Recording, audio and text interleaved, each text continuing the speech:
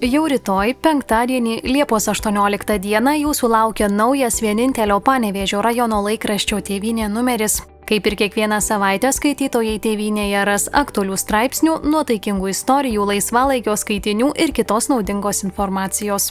Panevėžio rajono Paįstrio seniūnijoje Senkeliškio kaime planuojama statyti Mataros Viešpaties ir Mergelės Marijos tarnaičių kongregacijos vienuolyną. Turtingiausi Panevėžio rajono savivaldybės tarybos nariai, kaip rodo Valstybės mokesčių inspekcijos skelbtos 2024 politikų turto deklaracijos, yra ilgametis buvęs rajono meras Povilas Žagunis ir ūkininkas Lietuvos valstiečių ir Žaliųjų sąjungos narys Donatas Tumas. Daugiau apie politikų turtus sužinosite laikraštyje Tėvynė. Panevėžio rajone tęsiama tradicija pasveikinti sutuoktinius garbingų sukakčių proga. Auksinių vestuvių proga Liepos 12 dieną pasveikinta Molainių kaime gyvenanti Renės ir Rimo Petraičių šeima.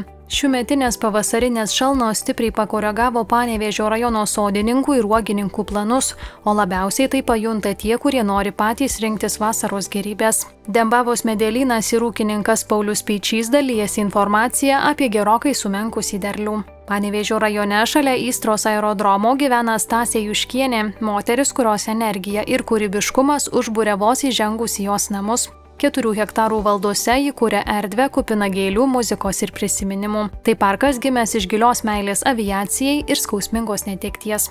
Pažintis su Stase Juškiene laikraščio Tėvynė rubrikoje Krašto šviesuoliai. Kaip ir įprasta Tėvynėje, įvairūs patarimai, TV programa visai savaitei, kryžiažodis ir dar daugiau aktualijų, straipsnių bei naujienų iš Panevėžio rajono.